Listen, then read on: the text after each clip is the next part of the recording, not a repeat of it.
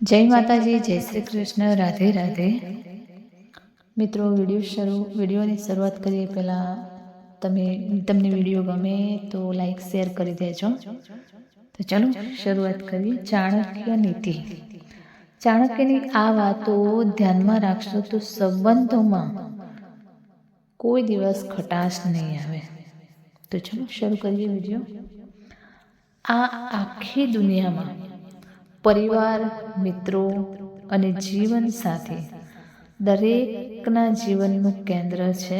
જ્યારે કોઈ દુઃખી હોય છે ત્યારે પરિવાર અને મિત્રો જ તેમને ટેકો આપવા માટે હાજર હોય છે. જે બાબતો તમે બીજા કોઈ સાથે શેર કરી શકતા નથી તે તમે સરળતાથી તમારા મિત્રો સાથે શેર કરી શકો છો. જે વાતો તમે તમારા મિત્રો સાથે શેર કરી શકતા નથી તે તમે તમારા જીવન સાથી સાથે શેર કરો છો.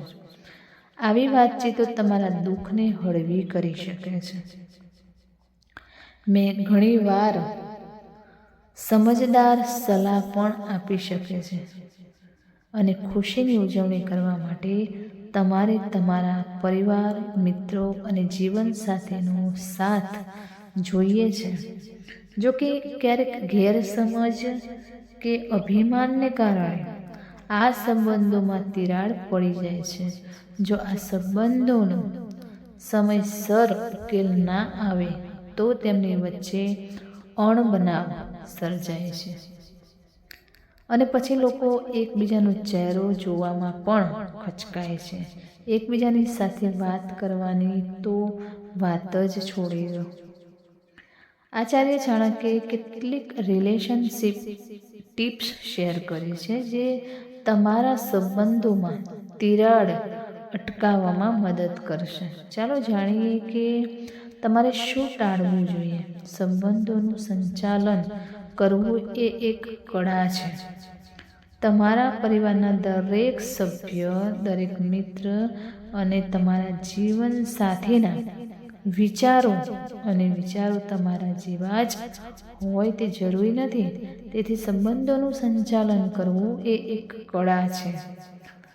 ચાણક્ય નીતિ અનુસાર સંબંધોમાં તકરાર ટાળવા માટે સૌથી મહત્વપૂર્ણ બાબત એ છે કે અભિમાન ટાળવું. અહંકાર કોઈ પણ સંબંધને નબળો પાડે છે. તેથી તમે ગમે તેટલા પૈસા કમાવો કે તમે ગમે તેટલી પ્રગતિ કરો, તમારા અહંકારને તમારા સંબંધોમાં પ્રતિબિંબ થવા ના દો. એકબીજાનો આદર કરો અને ક્યારેય કોઈને નીચું બતાવવાનો પ્રયાસ ના કરો. તમારા રહસ્યો શેર કરશો નહીં.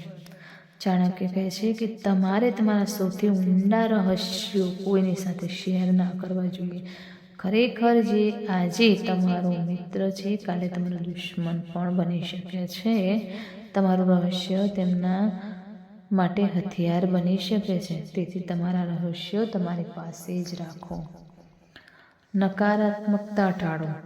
સાચા મિત્રો, ભાગીદારો અને પરિવાર તમારી સાચી શક્તિ છે. તેમનો આદર કરો અને પરિસ્થિતિ ગમે તે હોય ક્યારેય જૂઠું બોલશો નહીં. કોઈને દગો ના કરશો.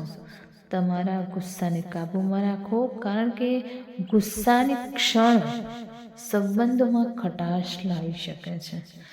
ગુસ્સાવાળી ટિપ્પણીઓનો શાંતિથી જવાબ આપો. તો મિત્રો, આ હતો આજનો વિડીયો જે સંબંધોમાં ખટાશ ના આવે એના માટે ચાણક્ય નીતિમાં શું જણાવ્યું છે તે આપણને આજે જાણવા મળ્યું. તો સરસ એવો મજાનો વિડીયો છે, નાનો છે પણ સારો છે. તો તમને કેવું લાગે કોમેન્ટમાં જરૂર જણાવશો. કંઈક 2-3 વાત પણ આપણને કંઈક આપણા જીવનમાં કંઈક જાણવા મળે તો આપણે જે જાણવા જેવી, સમજવા જેવી વાત હોય તો આપણા જીવનમાં ઉતારવી પણ પડે. તો પ્લીઝ કોમેન્ટમાં જણાવજો વિડીયો કેવો લાગ્યો. ફરી મળીશું આવા જ એક નવા વિડીયો સાથે.